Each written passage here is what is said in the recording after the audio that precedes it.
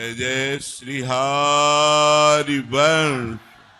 सबसे प्रार्थना करते हैं कि भगवान जब कृपा करते हैं तो साधु समागम, साधु दर्शन, साधु संभाषण ये सौभाग्य प्रदान करते हैं। बड़े बड़े पद, रुपया पैसा, मकान, शरीर की नाना प्रकार के भोग ये केवल जीवित अवस्था तक है, मरने के बाद नहीं। और जीवन संकट पूर्ण है हम सबका, कब कौन सा रोग हो जाए, कब कौन सी घटना घट जाए, कब शरीर रहे या न रहे। इसलिए शरीर छूटने और शरीर रहने दोनों का मंगल करने के लिए भगवान नाम विराजमान है। और वो साधु समागम से प्राप्त होता है। भजन न होई संग बिनु, भजन बिना नहीं प्रेम, छिन्हु भजन न छाड़िए, धरिए यह ध्रुव नेम। बिना संतों के संग के भजन नहीं होता और बिना भजन के पाप ताप अशांति दुख इनका नाश नहीं होता, जन्म मरण का नाश नहीं होता। तो सबसे प्रार्थना है कोई नशा न कीजिए, गलत आचरण मत कीजिए और घर में ठाकुर जी विराजमान कीजिए और उनको भोग लगाकर प्रसाद पाइए और नाम कीर्तन कीजिए और वाणी जी का गायन कीजिए, जिससे आपका जीवन मंगलमय हो जाए। भजन के बिना जो समय, जो क्षण, जो दिन जाए तो जानो भारी विपत्ति। का हनुमंत विपत्ति प्रभु सोई, जब तो सुमिरन भजन न होई। सुमिरन भजन होना ही मनुष्य जीवन की सार्थकता है। आप सब आए हैं कृपा करके, तो वृंदावन में ये नियम ले कि हम शराब नहीं पिएंगे, मांस नहीं खाएंगे, पराई माता बहनों की तरफ गंदी दृष्टि से नहीं देखेंगे और खूब नाम जप करेंगे। जितना बनेगा इससे आपका परम मंगल हो जाएगा। जय जय श्री हरि। लाडली जी की कृपा से श्री वृंदावन धाम आप सब पधारे और प्रार्थना है ये जो संत समागम है ये भगवान की विशुद्ध कृपा से प्राप्त होता है। किसी भी बहाने से सही सीधा वृंदावन आना और संतों का समागम करना, भगवान नाम जप करना, ठाकुर सेवा विराजमान करके अपने घर में ठाकुर सेवा करना, नाम कीर्तन करना, भगवत कथा सुनना, ये परम सौभाग्य से प्राप्त होता है। आप सबसे प्रार्थना है कि मनुष्य जीवन का जो परम लाभ है वो निरंतर नाम जप करना। अगर नाम जप चलता रहा तो आपके सारे अशुभ नष्ट हो जाएंगे, सारे पाप नष्ट हो जाएंगे और आप सुख शांति को प्राप्त होंगे। और यदि नाम, वाणी और सेवा तीनों जीवन में रहे, ठाकुर सेवा बिना भोग लगाए पानी भी न पियो, प्रसाद पाओ ठाकुर जी को भोग लगा करके और नाम जप करो और रोज चतुरासी जी का पाठ करो तो श्री जी के पास पहुंच जाओगे। नित्य वृंदावन धाम श्री जी की नित्य सेवा, नित्य आनंद, नित्य महामहोत्सव का सुख प्राप्त होगा। जो मोक्ष में भी सुख नहीं है वो हमारी लाडली जी के चरणारविंद की दास्ता में सुख है। जो श्री हरिवंश चरण सेवक हैं, जो श्री जी के शरणागत हैं, उन सबसे प्रार्थना है तीन बातें। एक तो नाम जप न छूटने पावे, दूसरा प्रत्येक दिन में चतुरासी जी का पाठ हो, तीसरा बिना ठाकुर सेवा के कोई घर नहीं होना चाहिए। जुगल सरकार या राधा नाम सेवा या श्री राधा वल्लभ लाल की छवि विराजमान करके आठों पहर ना सही तो 3 पहर की सेवा कर लोगे तो तुम्हारा मंगल हो जाएगा। यहाँ आना सार्थक है। जो गंदे आचरण, गंदा नशा, गंदा बोलना देखना ये सब छोड़ देता है और नाम जप करता है तो उसका आना सार्थक हुआ, उसका जीवन सार्थक हुआ। और अगर अब सावधान न रहे तो पता नहीं किस योनि में भेजा जाएगा, हम क्या बनेंगे आगे, फिर हमसे क्या भजन हो पाएगा। इसलिए खूब राधा नाम जपिए, हरिवंश नाम जपिए, स्वस्थ रहिए, आपका मंगल हो। श्री हरिवंश। श्री राधिका कृपा के वृंदावन में आना संभव नहीं है और हरि गुरु संत भक्त इनके उत्सवों में सम्मिलित होना हमारे सौभाग्य का विषय होता है। अगर संत समागम मिला तो इससे बढ़कर कोई लाभ नहीं है। उमा संत समागम शम न लाभ कछानो, पर इसका लाभ लेना चाहिए। कोई बुरा नशा नहीं करेंगे, कोई गंदे काम नहीं करेंगे और नाम जप करेंगे तो संत समागम का लाभ मिलेगा। आपको अपने जीवन में ही एक आनंद, एक शांति, एक विश्राम का अनुभव होगा। यदि आप गंदे आचरण करेंगे, कोई नशा करेंगे, गंदा वातावरण अपने अंदर प्रभावित करेंगे, तो फिर संत समागम का वातावरण जो आपको लाभ दे रहा है वो आप नहीं ले पाएंगे। इसलिए सबसे प्रार्थना है, कोई नशा न करें, कोई गंदे आचरण न करें, बहुत शांति से जीवन व्यतीत करें। मनुष्य जीवन बड़ा दुर्लभ जीवन है और इसकी दुर्लभता है कि हम श्री जी तक पहुंच जाएं, हम श्री जी के कृपा प्राप्त करें, हम श्री जी का नाम जप करते हुए अपना शरीर छोड़े। अगर मनमानी आचरण करते हुए छोड़े तो पता नहीं सुअर कुत्ता क्या क्या बनना पड़ेगा। इसलिए सावधान रहें, खूब नाम जप करें और नाम जप करते हुए अपने परिवार को सुख प्रदान करने के लिए धर्म पूर्वक धन कमाएं और आए हुए अतिथि का सत्कार करें, घर में ठाकुर सेवा विराजमान करें और ठाकुर जी को भोग लगा के पावे, जिससे आपका मंगल हो। श्री हरिवंश। ईशु सिंह जी। राधे राधे महाराज जी। महाराज जी, मैं ईमानदारी से जीने, दूसरों की मदद करने और गलत रास्ते पर नहीं चलने का प्रयास कर रहा हूँ, लेकिन मुझे लगातार दर्द, महाराज जी पूरा कहानी लिखा है इन्होंने, फिर आगे लिखा है मेरी आत्मा अभी थक चुकी है, लेकिन ये सबकी आत्मा फंसी हुई है, तुम्हारी नहीं है। कोई बिरला ही जीवन मुक्त होता है, नहीं सब माया में फंसा हुआ है। और ये जो हमें आज है कि हम बहुत अच्छे आचरण से चलते हैं और हम कोई अधर्म आचरण नहीं करते, फिर भी हमको दुख मिलता है, ये हमारे पूर्व कर्मों का फल है, भोगना पड़ता है। इसीलिए संभाल के कर्म करना चाहिए। कर्म बिना भोगाए नष्ट नहीं होता। या तो भगवत प्राप्ति हो जाए तो सब नष्ट हो जाए, नहीं तो फिर अवश्य में बड़े बड़े संतों को भोगना पड़ता है। जो बिल्कुल पाप नहीं करते हैं, बहुत सही ढंग से चलते हैं, उनको भी भोगना पड़ता है। किसका प्रश्न है? हाँ, तो ये बात समझ लो। तो इससे अच्छाई ना छोड़ो, जो अच्छे आचरण कर रहे हो वो यथावत करते रहो, दूसरों की भलाई करते रहो। तुम्हें जो कष्ट मिले उसे तुम सह जाओ, तो तुम्हारा नया व्यापार, नई खेती बहुत बढ़िया है। पुराना जो पाप कर्म है वो नष्ट हो जाएगा, तो आगे आपको बहुत सुख मिलेगा। अगर अगला जन्म भी हुआ तो बहुत अच्छे कुल में, बहुत अच्छी सुख साम्राज्य में, और बुद्धि भी शुद्ध रहेगी। तो दूसरों की भलाई करने जैसा धर्म नहीं है, पर साथ में नाम जप करते रहो, नाम जप करते हुए दूसरों की भलाई करते रहो, तुम्हारा मंगल ही होगा, कभी अमंगल नहीं होगा। अगर दुख आ रहा है तो हमारे पूर्व कर्मों से आ रहा है। बड़े बड़े संतों को कष्ट भोगना पड़ा है, किसी के कैंसर, किसी के ये, तो पूर्व जन्मों का पाप जो है वो भोगना पड़ा है। महाराज जी, अगर पूर्व में गलत काम हो गए हैं तो अब राधा नाम का सहारा ले लिया है, तो इसी जन्म में श्री जी मिल जाएंगे महाराज जी? हाँ, इस जन्म में मिल जाएंगे, लेकिन पूरी ब्रक पक्की लगनी चाहिए। अब लो नसानी, अब ना नसानी, आज तक किया अब नहीं करेंगे। ऐसे हमारे इतिहास में बहुत से महापुरुषों के चरित्रों में लिखा है कि वो पहले वैश्यागामी थे, पहले हिंसक चोर डाकू थे, लेकिन जिस दिन से बदले फिर अब लो निशानी, अब ना निशानी। अगर हमसे पाप हो गए हैं और हम नाम जप कर रहे हैं, इससे सारे पाप नष्ट हो जाएंगे तब, जब अब नया पाप नहीं करोगे तब। अगर वही पाप करते रहो, नाम जप करते रहे, तो प्लस हो जाएंगे, जुड़ जाएंगे और हमें दंड मिलेगा। नाम का अलग फल मिलेगा, पाप का फल अलग मिलेगा। अगर आज से हम पाप नहीं करते हैं तो हमारे नाम जप के प्रभाव से पूर्व के सारे पाप भस्म हो जाएंगे और मुझसे इसी जन्म में भगवत प्राप्ति हो जाएगी।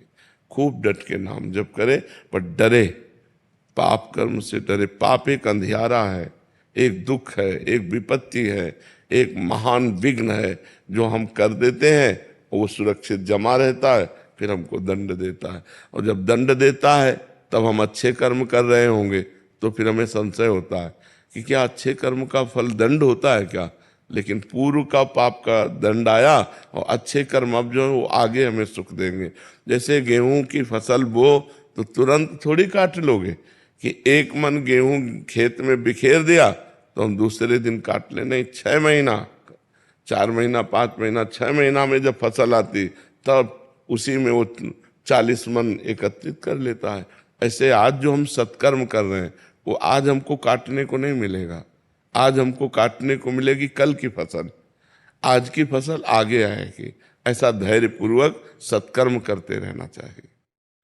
दर्शन जी अहमदाबाद से। राधा वल्लभ श्री श्री हरिवंश महाराज जी। महाराज जी, अगर साधक भगवत प्राप्ति के मार्ग पर चलना चाहता है और पत्नी भी उसकी सहायता कर रही है, तो क्या बच्चे करना जरूरी है महाराज जी?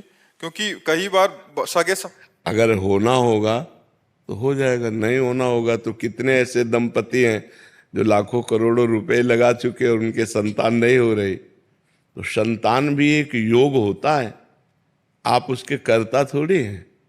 अगर आपकी 4 संतानें होनी है तो होनी है, नहीं होनी है तो आप चाहे जितना डॉक्टर को दिखा लो, रुपया लगा के दवा ले लो, नहीं होने वाली। बहुत से ऐसे करोड़पति अरबपति लोग हैं जिनके रुपया की कमी नहीं और डॉक्टरों के संबंध की कमी नहीं, लेकिन संतानें है ही नहीं, लाख उपाय कर लिया। तो हमें लगता है कि भगवान के विधान को मानना चाहिए। अगर भगवान हो सकता है, जैसे आप भक्ति मार्ग में चल रहे हैं, आपकी पत्नी भी भक्ति मार्ग में, तो कोई महाभागवत पुत्र पैदा हो जाए, कोई राष्ट्र को प्राण समर्पित करने वाला वीर पैदा हो जाए, तो हमें निषेध नहीं करना चाहिए। अगर भगवान का विधान है कि 2 संतान उत्पन्न हो और आप उनकी सेवा करते हुए नाम जप, तो भगवान की सेवा बन जाएगी। तो हमें इस पर ज़्यादा विचार नहीं करना चाहिए कि हमें संतान करना है या नहीं करना। ये तो विधान पहले से हो गया। नहीं होना है तो तुम्हारे दोनों के मन में आ जाएगा कि अब हमें करना ही नहीं है, वो आ जाएगा, क्योंकि होना नहीं है। अगर होना है तो हो जाएगा, संतान हो जाएगा। 18 वर्ष ब्याह के बाद संतान होते हैं। 18 वर्ष ब्याह कर किए हो गए और संतान योग बना जाके 18 वर्ष बाद। लास्ट की बहन के भी ऐसे ही था जी, सारी रिपोर्टें नॉर्मल थी दोनों की, हस्बैंड की, वाइफ की, और 18 साल बाद। हाँ, तो वही कह रहा हूँ कि 18 वर्ष बाद संतान का योग होता है। तो जब योग होता है तभी होता है, और योग नहीं होता तो फिर अपने बस की बात थोड़ी। अपने तो एक चिड़ैया नहीं बना सकते, फिर मनुष्य के एक रोम गिर जाए ना, रोम तो हम दोबारा लगा ले सकते, फेविकोल से थोड़ी देर जोड़ दे, वो बात अलग है। तो हम संतान क्या पैदा कर पाएंगे? वो भगवान का योग होता है, अगर वो योग होगा तो है। ऐसी भावना है कि पहले भगवत प्राप्ति, बाकी जो भगवान। नहीं, इसमें ये बात सोचना है कि मेरा लक्ष्य है भगवान की प्राप्ति। अब अगर भगवान की प्राप्ति संतान उत्पन्न होकर उसकी सेवा से होनी है तो भगवान उससे करवा लेंगे। बात समझना है, भगवान के ऊपर जो हम छोड़ देते हैं। देखो, भगवत प्राप्ति ऐसे नहीं होती कि ये सब छोड़ दो और भगवत प्राप्ति ऐसे करने से होती है। क्या केवल वेश रखने से भगवत प्राप्ति हो जाती है, या गुफा में रहने से भगवत प्राप्ति हो जाती है, या फलाहार करने से भगवत प्राप्ति हो? हम सबकी काट करके आपको बताते हैं। देखो, कितने ऐसे अजगर हैं जो गुफाओं में पड़े रहते हैं, कितने ऐसे जीव जंतु हैं, क्या उनको भगवत प्राप्ति हो जाती है क्या? कितने ऐसे जीव हैं जो केवल जलपान करते हैं, कुछ खाते नहीं, केवल जल पीते हैं, जलचर जीव। कितने ऐसे पक्षी हैं जो केवल फल खाते हैं। भगवान की प्राप्ति केवल भगवान के भजन से होती है।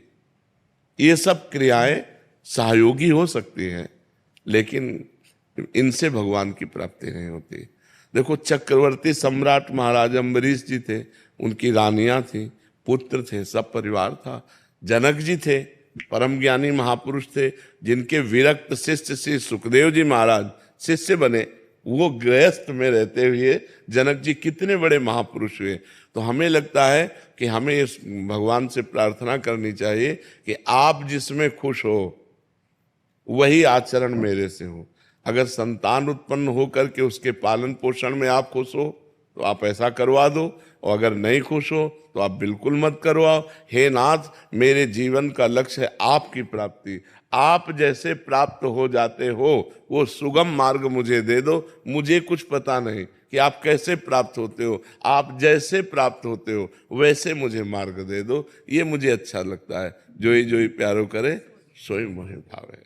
प्रदीप जी जयपुर से। राधे राधे। राधे राधे महाराज जी। महाराज जी, कर्म क्या है? क्या सचमुच किसी व्यक्ति के कर्म का फल भगवान तय करते हैं? जी, कर्म का ही तो फल मिल रहा है जेल में। जेल में कर्मों का ही तो फल है। कुकर्म हो गए तो पूरी जेल भरी हुई है। कर्म वो होता है जो हमारे मन में स्फुरणा होती है, संकल्प बनता है, बुद्धि निश्चय करती है, फिर इंद्रियों से चेष्टाएं होती है, उसे कर्म कहते हैं। कर्म दो प्रकार के होते हैं, एक शुभ कर्म और एक अशुभ कर्म, जिनको कहते हैं पाप कर्म, अशुभ कर्म, और पुण्य कर्म, शुभ कर्म। दोनों का फल अवश्य में वो भोक्तव्यम कृतम कर्म शुभाशुभम, अवश्य भोगना पड़ता है, उनका परिणाम भोगना ही पड़ता है। कोई कितना भी बड़ा ऋषि महर्षि हो, उसको भी भोगना पड़ता है। इसलिए कर्म बहुत होश से करे, बेहोश होकर न करे, प्रमाद में न करे, नहीं तो उसका दंड मिलता ही है। अब देखो कर्म है, किसी बहन बेटी को छेड़ दिया, अब डंडा चलेंगे, पुलिस ले जाएगी, मुकदमा चलेगा, उसको सजा मिलेगी। कर्म है, क्रोध आ गया, हम किसी की हिंसा कर दी, आजीवन कारावास। हिंसा 5 मिनट में हुई और उसका दंड पूरे जीवन भोगना पड़ेगा। या ज्यादा अपराध बन गया तो फांसी की सजा मिल जाएगी। तो कर्म ही तो है।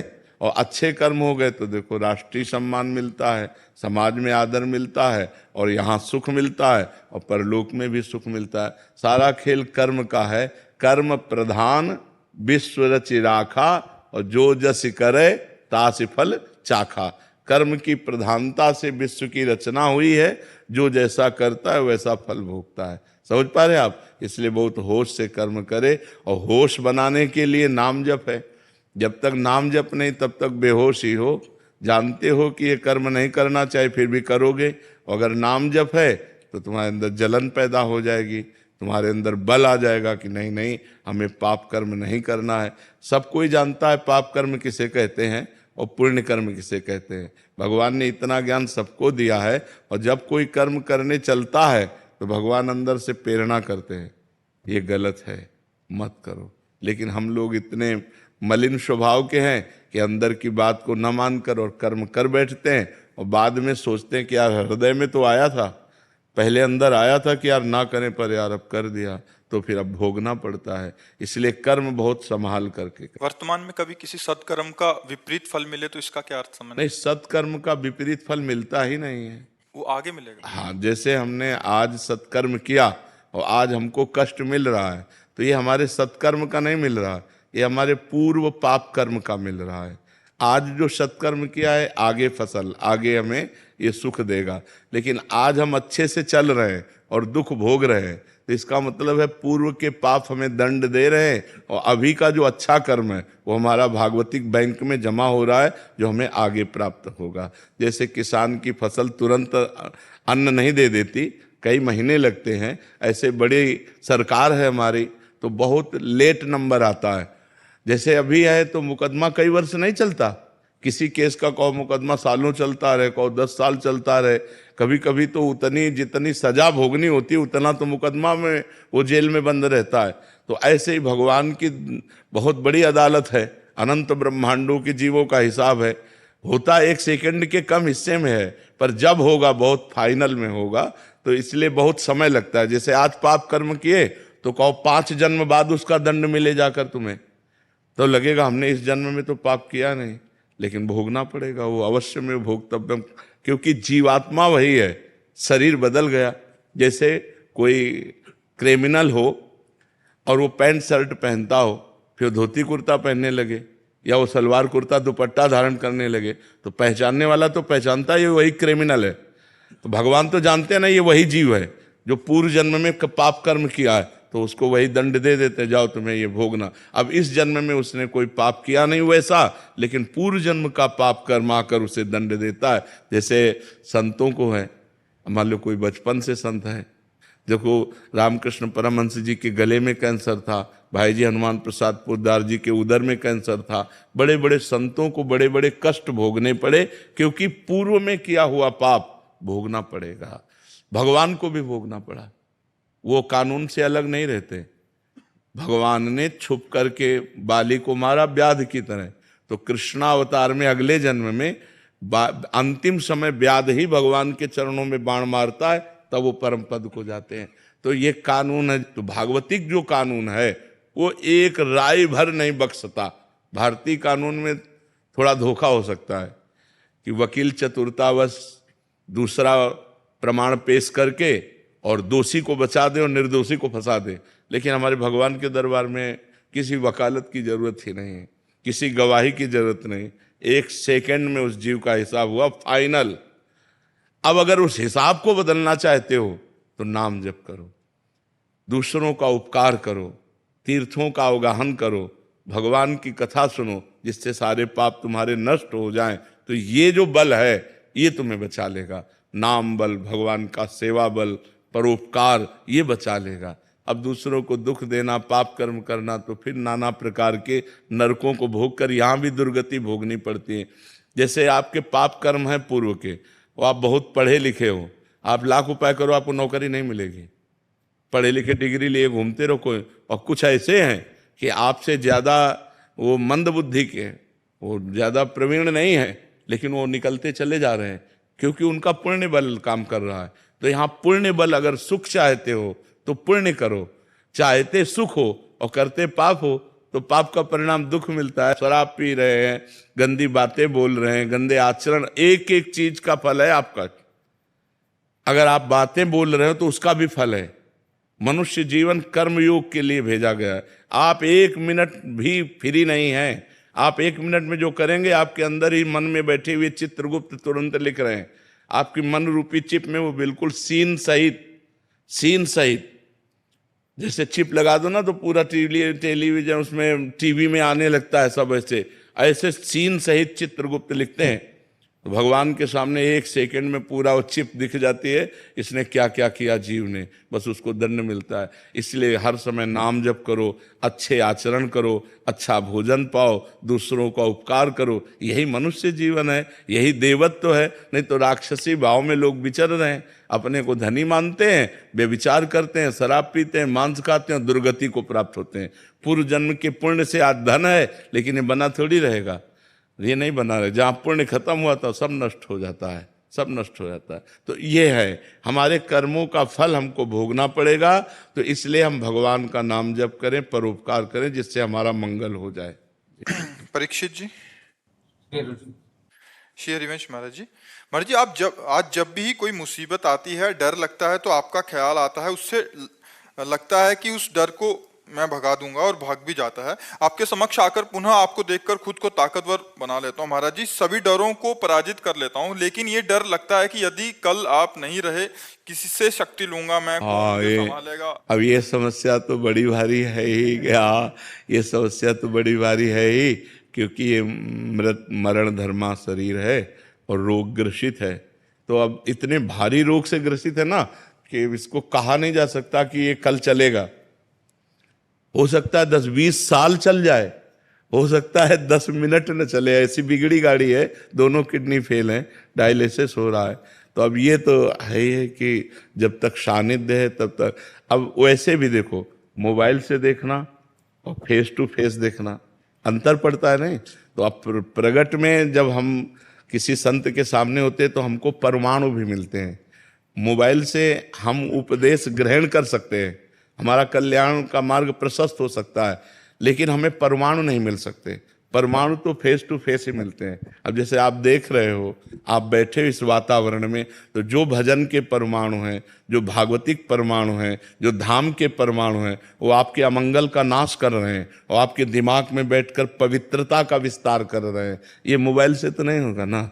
वो तो प्रगट में तो अब कितने दिन भगवान को रखना है ये हमको भी नहीं पता है। तब लगा रहता है महाराज जी। हाँ, आपको ही नहीं, लाखों लोगों का ऐसा प्रश्न है। लाखों, कई लोग तो रो के बोले ऐसा। और आपको आज ऐसा प्रश्न है, ऐसा हमारा भी प्रश्न है कि हम अपने गुरुदेव से संचलित हैं। अगर कल मुझे पता चले कि मेरे गुरुदेव अंतर्ध्यान हो गए, तो जैसे प्राण निकल गए ऐसा शरीर रह जाए, फिर क्या रह जाए। गुरुदेव बैठे हैं तो इतना साहस है कि हमारे गुरुदेव है ना। तो गुरुदेव एक बल है, गुरु एक तपस्या भजन उसका बल है। अगर वो मान लो, ये तो आपकी श्रद्धा से हो रहा है, और वो अगर संकल्प कर ले, मान लो आप श्रद्धावान हो रहे तो आपकी बैटरी चार्ज हो रही, और अगर वो अपनी तरफ से संकल्प करके आपको दे दें तो आप तो महाबलशाली हो जाएंगे। तो ये बात होती है कि प्रगट तभी तो होता है कि सौभाग्य है कि प्रगट में संतों का संग मिले। नहीं तो जब संत चले गए तो फिर उतना बात का प्रभाव भी नहीं रहता। जैसे हम हैं तो मोबाइल में उतना प्रभाव भी पड़ रहा है, और जैसे हमारा शरीर न रहे तो अभी वो सब ऐसे हो जाएगा, फिर उसका वो प्रभाव नहीं पड़ेगा, उतना प्रभाव नहीं पड़ेगा, वो धीरे धीरे धीरे धीरे सब शांत हो जाएगा।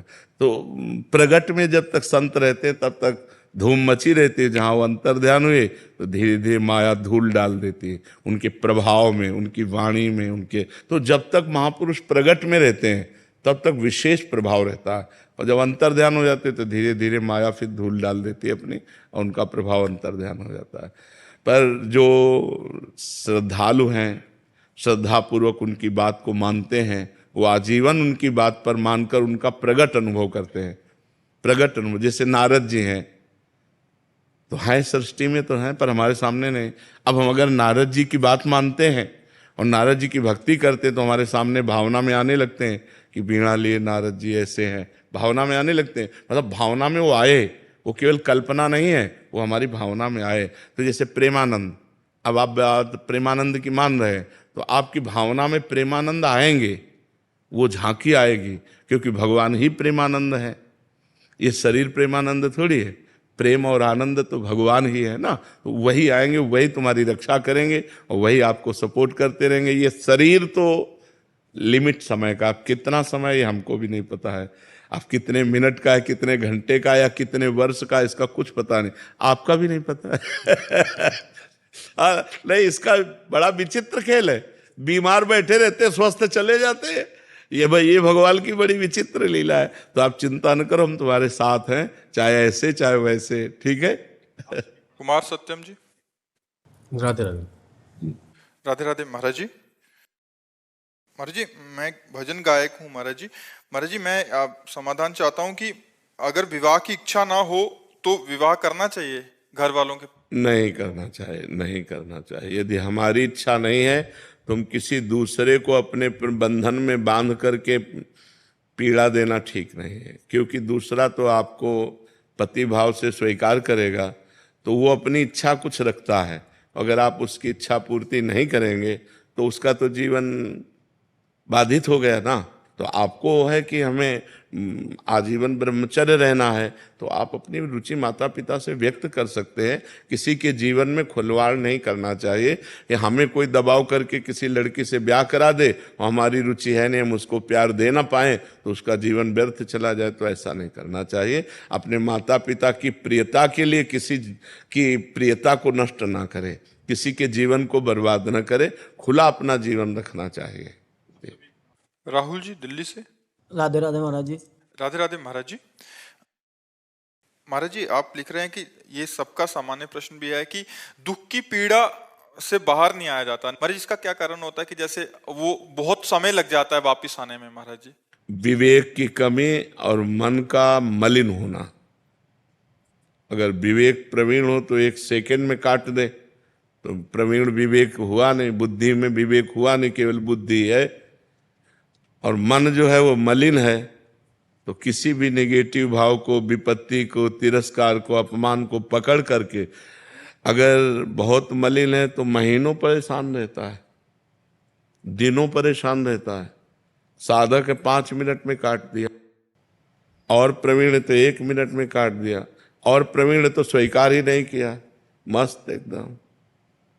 तो ये विवेक सत्संग से होता है। बिन सत्संग विवेक न होई, और राम कृपा बिन सुलभ न। बिना भगवान की कृपा के सत्संग नहीं मिलता, और बिना सत्संग के विवेक नहीं होता। अगर विवेक हो जाए बुद्धि में और नाम जब चल रहा है तो मन की मलिनता नष्ट हो जाएगी, वो दुख को पकड़ेगा ही नहीं, वो सुख में ही रहेगा। अगर हमारा मन भगवान के चिंतन में है, शरीर में दुख है या परिस्थिति दुखद है, तो हम उसको क्रॉस कर जाएंगे। अगर हमारा मन भगवान में नहीं है तो उसी में डूब जाएंगे, उसी में परेशान हो जाएंगे। तो लोग भगवान का आश्रय तो लिए नहीं, भजन करते नहीं, तो सुख आया तो फूल गए, बोले नहीं उनके लड़का हुआ है, ठीक है, हुआ, हर्षित हुए, पधार गया, अब हाहाकार मचा, रोना शुरू। ये तो नियम है संसार का, सुख और दुख। तो जब सुख आवे तो ज्यादा फूले नहीं, तो दुख आवे तो फिर उसमें डूबेगा नहीं। तो हम कहते हैं कोई उत्सव मनाओ, कोई भगवत कार्य करो, तो नाम कीर्तन, भगवान का यश कीर्तन, भगवान की कथा वार्ता और भक्तों की सेवा, तो तुम्हारा जीवन सार्थक हो जाए। तो अपवित्र मन दुख को पकड़ता है और पवित्र मन सुख को, भगवान के सुख को पकड़ता है। भगवान का सुख ऐसा है जो सांसारिक सुख दुख से निवृत्त कर देगा। अब जैसे कोई लाभ मिला तो तत्काल विवेक काम करता है, इतने से क्या होगा और ये कितने दिन टिकेगा, तो उसमें फूलन नहीं होती। नहीं तो संसारिक आदमी एकदम फूल जाता है, अरे लाभ मिल गया, अच्छा हानि हुई, कितनी देर टिकेगी? जब सुख नहीं टिका तो ये कितनी देर टिकेगी? हम डटकर इससे लड़ते हैं और इस विपत्ति से, इस दुख से, इस हानि से हम परास्त नहीं होंगे, क्योंकि विवेक काम कर रहा है और विवेक सत्संग और नाम जप से होता है। तो नाम जप और सत्संग करो जिससे तुम्हारा मन पवित्र रहे, दुख का स्पर्श ना करे। दुख जो है वो माना हुआ है, दुख है नहीं, दुख माना जाता है, दुख की मान्यता है, नहीं तो दुख है नहीं। सुख है, सुख है। जैसे पानी गिरा तो किसान को सुख हो गया और कुम्हार को दुख हो गया, उसके सारे बर्तन भीग गए, जो कच्ची मटकी थी सब फैल गई उसको। तो सुख और दुख अपनी मान्यता के अनुसार है। एक की मान्यता खेती लहला रही तो सुखी हो गया, एक के बर्तन सब मिट्टी के थे वो सब फूट गए पानी गिरने से, वो दुखी हो गया। तो दुख और सुख एक ही वर्षा, एक को दुख दे दी एक को सुख दे दी, तो मान्यता हुई ना। अपनी मान्यता बिगड़ गई, अपनी मान्यता बन गई तो सुख और दुख का ये कोई शाश्वत सुख नहीं है। शाश्वत भगवान का सुख है। यदि हम नाम जप करें, सत्संग सुने और भगवान के भरोसे हो जाएं तो हम सुख दुख से निपट सकते हैं। नहीं तो पीस डालता है आदमी, इतना दुखी हो जाता है कर लेता है। देखो ना, हार जाने पर, फेल हो जाने पर, या किसी भारी समस्या में या ब्लैकमेल हो जाने पर आदमी जब दिमाग काम नहीं करता तो फिर उस कर लेता है। तो हमें लगता है कि हमें सत्संग के द्वारा अपने विवेक को बढ़ाना चाहिए जिससे हम ऐसी परिस्थितियों से निकल पाएं। अगर हम ना निकल पा रहे हैं तो हमको विज्ञ जनों के पास जाना चाहिए, संतों के पास जाना चाहिए, वहाँ अपनी समस्या रखनी चाहिए, उससे निकलने का उपाय पूछना चाहिए। डूबना नहीं चाहिए, उसको पकड़ के नहीं बैठ जाना चाहिए कि अब क्या होगा, अब तो सब बेकार हो गया। नहीं, ऐसा नहीं, कोई ना कोई रास्ता भगवान निकालेंगे जिससे फिर हमारे जीवन में प्रकाश आएगा, फिर हम आनंद को प्राप्त होंगे। अनिल आनंद जी मेरठ से। राधे राधे महाराज जी। महाराज जी, मैं पिछले 2 वर्षों से YouTube के माध्यम से आपके प्रवचन सुन रहा हूँ।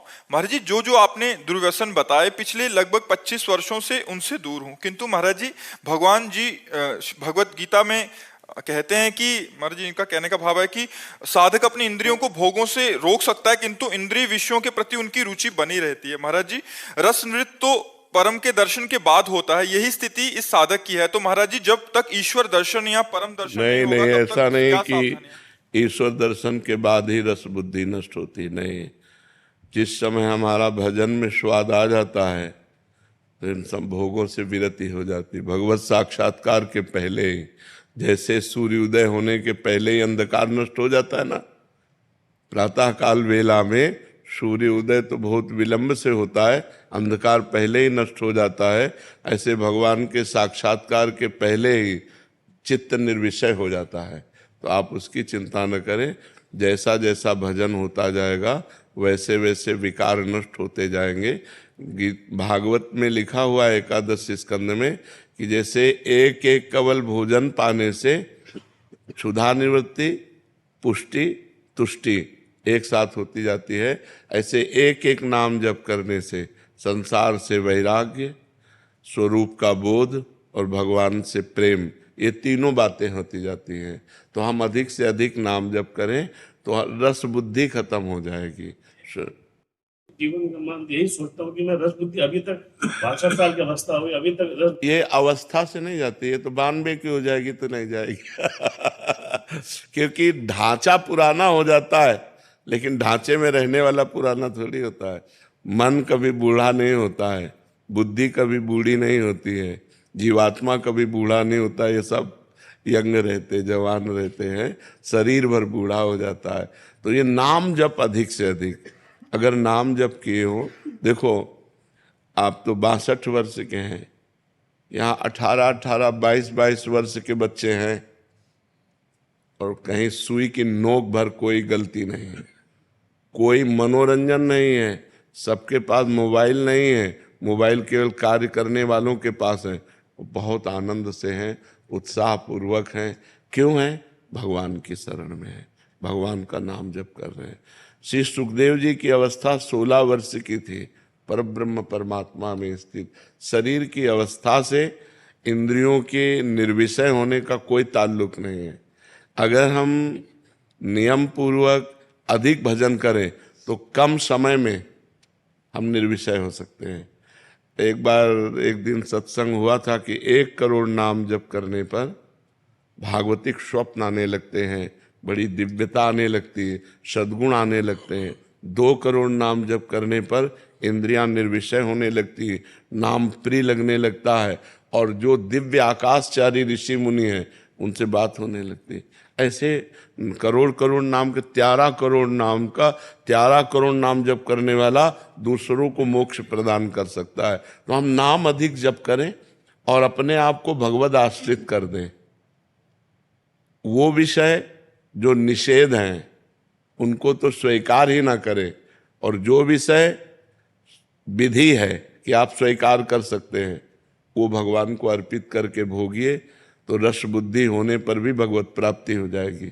जैसे बहुत सुंदर भोजन में रीता है, वो हम भोजन श्री जी को भोग लगा दें, अब हम स्वाद से पाएं। हमारी लाडली जी ने पाया है, रोटी सब्जी दाल खीर पूड़ी जो भी है कितना स्वादिष्ट है, स्वाद बखान बखान करके पाओ तो भी आप बंधोगे नहीं, क्योंकि प्रसादे सर्व दुखानाम हानि रस्योपजायते। भगवत प्रसाद समस्त दुखों का नाश कर देता है और प्रसन्नता प्रदान करता है। ऐसे ही जो हमें विषय प्रिय है वो हम भगवान को अर्पित कर दें। जो विषय प्रिय है, नाथ ये आप देख लो, आपकी मर्जी हो तो इसकी प्रियता अपने चरणों में घसीट लो, आपकी मर्जी हो वैराग्य दिला दो, प्रभु मैं आपकी शरण में हूँ। और बात पक्की समझो, शिव बिरंची का मोह है को है बपुरान, बेचारा और कौन डींग हाँक सकता है। शिव बिरंची का मोह है, भगवान की बलवती माया है। तो भगवान ही जब हमें निकालेंगे तभी हम निकल सकते हैं। तो हम ऐसे रहें, आश्रित रहें, शरणागत रहें और नाम जप करते रहें, और इसकी चिंता ना करें, चिंतन करें। चिंतन जब इसका होगा विषयों का तो फिर हानि हो जाती है। जहाँ हम विषयों का चिंतन करते हैं कि यार, जब विषयों का चिंतन रस बुद्धि से हो तो तुरंत नाम के द्वारा उसे काटो, नहीं नहीं, बहुत भोगा, संसार भोग रहा है, नहीं अब नहीं, राधा राधा राधा राधा, तो हम इससे निकल जाएंगे। घबराने की जरूरत नहीं है, ये हमारे प्रभु की ही माया है, किसी दूसरे की नहीं है। नहीं, किसी दूसरे की होती तो घबराने की जरूरत थी, मेरे प्रभु की ही माया है। तो जिस दिन मेरे प्रभु डांट देंगे उसी दिन माया मुक्त हो जाएंगे। ये भरोसा रखकर खूब नाम जप करो। सिर्फ नाम जप से हो जाएगा? हो जाए, पूर्ण नाम जप से हो जाएगा। नाम जप पूर्ण है। तीर्थ यज्ञ दान पुण्य स्वाध्याय इनसे पूर्ण नहीं होगा, लेकिन नाम जप से पूर्ण हो जाएगा। अभिलाष यादव जी भोपाल से। राधे राधे महाराज जी। राधे राधे महाराज जी। महाराज जी, पिछले 1 वर्ष में जब से आपका सत्संग सुना है, श्री जी की कृपा से 1,54,00,000 नाम जप हो गया महाराज जी, जिसमें मुझे परोपकार की भावना उत्पन्न हो रही है महाराज जी। अभी इनका कहना था कि जैसे कोई दीनहीन या किसको देखता हूं तो अपना भजन दे देता हूं कि मेरा इतना भजन उनको दे दो। तो महाराज जी, ऐसा करने से भजन नष्ट हो? नहीं, पहले तो अपने लक्ष्य तक पहुंचो पहले, नहीं तो बीच में ही लुट जाओगे। भगवत प्राप्ति जब तक ना हो, अब तुम्हारे को प्रक्रिया बदलनी चाहिए। जो भजन करो वो भगवान को समर्पित करो, जो भजन करो वो भगवान को समर्पित करो। जिसको दीन दुखी देखो तो तन से धन से सुख पहुंचाने की चेष्टा करो और मन से भावना करो, भगवान आप तो परम उदार हो, आप इसे ठीक कर दो। भजन भगवान को दो, प्रार्थना भगवान से करो। शरीर से और धन से अगर सेवा बनती है तो वो सेवा कर दो, भजन भगवान को दो भगवत प्राप्ति के लिए।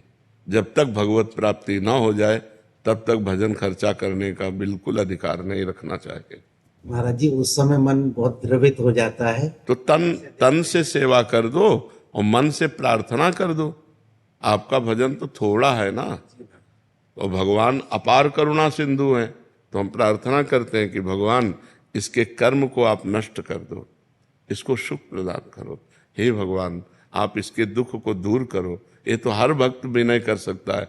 तो विनय करना, शरीर से और धन से सेवा करना, भजन को भगवान के चरणों में समर्पित करना, वो सिर्फ भगवत प्राप्ति के लिए है। हमारा जन्म साधन धाम मोक्ष कर द्वारा, हम भगवत प्राप्ति के लिए भजन करते हैं। और दूसरी बात, सब में भगवान है, सब रूपों में भगवान है। तो जब कोई दुखी हो तो देखो भगवान दुख की लीला कर रहे हैं। तो हमसे जो बन सके हम तन मन धन से सेवा कर दें, लेकिन भजन भगवान को दें। भजन का फिर उससे लक्ष्य की प्राप्ति में बाधा पड़ जाए। महाराज जी विचार ऐसा आता है कि मैं तो और भजन कर लूंगा, लेकिन इसको लेकिन शाम तक जियोगे आपको पता है क्या? शाम तक आप जियोगे क्या, ये कोई गारंटी तो है नहीं ना। तो पहले हम अपना कार्य करते हैं मनुष्य जीवन का, पहले अपना कल्याण करें, अपने को भगवत प्राप्ति करें। तो जब आप भगवत प्राप्त हो जाओगे तो वासुदेवा सर्वम, कोई जीव बचा ही नहीं, सब भगवान ही है। यही अनुभव हो जाएगा। सिय राम में सब जग जानी। तो नाटक मंच पर दुख सुख का नाटक कर रहा है, वस्तुतः वो परमात्मा है, ऐसा ज्ञान हो गया तो ये वृत्ति भी चली जाएगी। समझ रहे ना? असलियत में परमार्थ में पहले तुम चढ़ो, तुम अध्यात्म को प्राप्त हो। तो जब तुम्हारा चश्मा बदलेगा तो सर्वम खलमिदम ब्रह्म, सब ब्रह्म विराजमान है। तो दुख सुख का कोई खेले नहीं है। माया में दुख सुख है। जैसे स्वप्न में दुख सुख होता है तो जागृत में मिट जाता है, ऐसे ही जागृत का दुख सुख ज्ञान में मिट जाता है। जब आप ज्ञान को प्राप्त होगे, भगवान को प्राप्त होगे, तो न दुख है न सुख है, वही सच्चिदानंद परमात्मा स्त्री पुरुष रूप धारण किए हुए लीला कर रहा है, ऐसा अनुभव आएगा। तो अपने भजन को भगवान को समर्पित कर। प्रदीप त्रिपाठी जी। राधे राधे महाराज। राधे राधे महाराज जी। महाराज जी आप एक उत्तरकांड की एक वर्णन कर रहे हैं, नहीं अनीति नहीं कछु प्रभुताई, सुनहु करहूं जो तुम्हि सोहाई। महाराज जी जब हम परम पिता परमात्मा के ही अंश हैं तो वे हमें सीधा मार्गदर्शन देकर भगवत प्राप्ति की ओर अग्रसर क्यों नहीं कर देते महाराज जी? वे हमें ऐसे विकल्प ही क्यों देते हैं कि जिससे हम इन तुच्छ भोगों में फंस जाएं? दिया तो सीधा ही मार्ग है, भगवान ने विकल्प तो दिया नहीं, सीधा मार्ग दिया है। ममई वांशु, भगवान करे तू मेरा अंश है। और गीता जी में स्वयं प्रकट होकर बोल रहे नहीं, वो भ्रम में तो नहीं डाल रहे ना। वो कह रहे अनन्यस चिंतयन्तो माम, मेरा अनन्य चिंतन करो। ये जना पर्युपासते, जो मेरी उपासना करते हैं, तेषाम नित्याभियुक्ता नाम योगक्षेमम भाम्यम। ठेका मैं लेता हूँ, अनंत ब्रह्मांडों के स्वामी कह रहे। आपका प्रश्न है तो भगवान कह रहे ठेका तो मैं लेता हूँ तुम्हारे योग और क्षेम का, तुम केवल मेरा अनन्य चिंतन करो। भगवान और किसी के कार्य के लिए नहीं आदेश कर रहे हैं। मन मना भव मद भक्तो माद्याजी माम नमस्कुरु, मेरे मन वाला बन, मेरा भक्त बन, मेरे को नमस्कार कर, मेरा चिंतन कर, तेरा मैं देख लूंगा, तू मेरा चिंतन कर। तो सीधा रास्ता नहीं दे रहे भगवान, लेकिन हम भगवान का चिंतन न करके भोगों का चिंतन करते हैं। भगवान को अपना न मान कर शरीर और शरीर संबंधियों को अपना मानते हैं। भगवान में सुख न मान करके संसार की वस्तु व्यक्ति स्थान इनमें सुख मानते हैं। तो कहीं ना कहीं गलती हमारी हो रही है। जैसे गुरु रूप में भगवान आके कह रहे इधर चलो, अब हम इधर चल रहे हैं, तो अब फिर ये कह दे कि भगवान ने इधर का रास्ता ही क्यों बनाया, ऐसा नहीं है। अगर भोजन जरूरी है तो शौचालय भी जरूरी है। यद्यपि निंदनीय स्थान है, अपवित्र स्थान है, लेकिन अगर भोजन खाएंगे तो शौचालय की जरूरत पड़ेगी। दिन है, अगर रात ना हो तो सिस्टम बिगड़ जाए पूरी सृष्टि का। ऐसे ही देवता हैं, असुर ना हो तो सिस्टम बिगड़ जाए। अच्छे हैं, बुरे ना हो तो अच्छे की अच्छाई का मतलब ही ना रह जाए। तो भगवान ने पूरा बगीचा अपनी सृष्टि बनाई है, जो चाहिए वो ले लो। और स्वयं उपदेश करते हैं कि तुम्हारा मंगल किस में होगा, तुम्हें किस मार्ग में चलना चाहिए। ये मार्ग तुम्हें नरक ले जाएगा, ये मार्ग स्वर्ग ले जाए। ये कि आपने बना दिया और बताया नहीं। तो स्वयं अवतार लेकर जगत गुरु भगवान श्री कृष्ण ने और ब्रह्म ऋषियों के रूप में स्वयं भगवान ने वर्णन किया है। अब इसमें हमारी कमी है कि हमें बीज दे दिए 100 बीज दे दिए, बम्बुल का, दाख का, गन्ने का, ये अब हम पसंद करके क्या बोए, ये हमारी पसंद है, ये भगवान छोड़ दिए। तो अब ऐसे हमें भारत भूमि में जन्म दिया, मनुष्य शरीर दिया, बुद्धि दिया, मन दिया और मार्ग दिए बहुत, ज्ञान का मार्ग, भक्ति का मार्ग, पाप का मार्ग, छल कपट का मार्ग, ये सब मार्ग, और बता रहे हैं कि ये मार्ग चलो तो ये मिलेगा और ये मार्ग चलो तो ये मिलेगा। अब हम उधर जा रहे हैं तो उधर भोगना पड़ेगा, इधर जा रहे हैं तो आनंद भोगना पड़ेगा। तो इसमें भगवान का दोष क्या है, आप हमें बताओ, है नहीं? हाँ, भगवान पूर्ण है तो उनकी सृष्टि भी पूर्ण है। आप ये नहीं कह सकते कि ये नहीं है, सब कुछ है, बुरा से बुरा भी है और भला से भला भी है, छोटा से छोटा भी है, महान से महान भी है। ये उसकी सृष्टि है, ये उसकी बाजार है। अब आप खरीदना क्या चाहते हैं? पैसा आपके पास है, खरीद लीजिए। श्वास रूपी संपत्ति है, बुद्धि रूपी आपको गाइड करने वाला है, और भगवान आपको आपकी बुद्धि को कहाँ ले जाना चाहिए ये भी बता रहे हैं। अब अपने को चल देना चाहिए। देखो, भगवान की कृपा से आप साधु समागम में आए, भगवान की तरफ से कोई कमी है क्या कृपा की? अब आप अगर साधु समागम करके भी असत मार्ग में चलें और कह दें कि भगवान को दोष दें, तो हमें लगता है उनकी कृपा ही कृपा हमारे ऊपर है, उनकी वास्तविक कृपा हमारे ऊपर है, हम समझ नहीं पा रहे। अगर हम समझ जाएं तो हम गलत मार्ग में चलेंगे नहीं, सही मार्ग। अब उन्होंने गलत मार्ग क्यों बनाया? तो वो पूर्ण है। पूर्ण तभी होता है जब सब कुछ हो, पूर्णता तभी मानी जाती है जब सब कुछ हो। तो हमारी भगवान की सृष्टि में सब कुछ है। कुछ आपने क्रूर से क्रूर, निर्दयी से निर्दयी, दयावान से दयावान, अब सब कुछ भरा पड़ा हुआ है। अच्छा, वो बने हैं, उन्होंने बनाया केवल नहीं, वो स्वयं बने हैं। जब भगवान के सिवा कोई है ही नहीं, था नहीं, रहेगा नहीं, तो फिर ये सब है क्या? वही बने हुए हैं। और यही जो जान गया, बहुनाम जन्मनावंते ज्ञानवान माम प्रपद्यते वासुदेवा सर्वमित सा महात्मा सुदुर्लभा, सब कुछ भगवान बने हैं। ये जान गए तो उत्तम महात्मा हो गए, आप उत्तम गति को प्राप्त हो गए। तो हमको अच्छी गति, अच्छे मार्ग में चलना है। भगवान ने जो बुरे मार्ग बनाए वो पूर्ण है, वो पूर्ण परमात्मा है, इसलिए उन्होंने पूर्ण सृष्टि रची है, सब कुछ रचा है। देखो, यहाँ भोजन पाते हैं और यही मलाशय है, यही मूत्राशय है, सब कुछ बना है। आप कह दे मलाशय मूत्राशय न हो तो फिर कैसे भोजन का व्यवस्था होती? भोजन का पाचन तंत्र काम करके मलाशय मूत्राशय कैसे? तो सब कुछ होना चाहिए। तो अब मलमूत्र एकदम घृणित चीज है, लेकिन बनता कहाँ से है? यहीं से तो पाते हैं। तो ऐसे ही भगवान ने, जैसे हमारे शरीर में सब कुछ है, सब कुछ है, गंदगी से गंदगी, सब चीज, सब अंदर सब भरा हुआ है, लेकिन ऊपर से कितना चिकना चुपड़ा कर दिया कि हम देखकर प्रभावित हो जाते हैं और रूप देखकर लुभायमान हो जाते हैं। ऐसे भगवान ने सब कुछ पूरी सृष्टि में रचा है।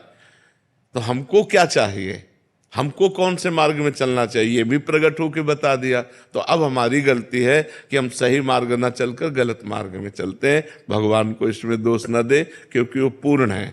घर पूर्ण तभी माना जाएगा जब रसोई भी हो और लेटरिन बाथरूम भी हो, तभी माना जाएगा कि ये घर पूर्ण है। ऐसे संपूर्ण सृष्टि को भगवान ने पूर्ण रचा है।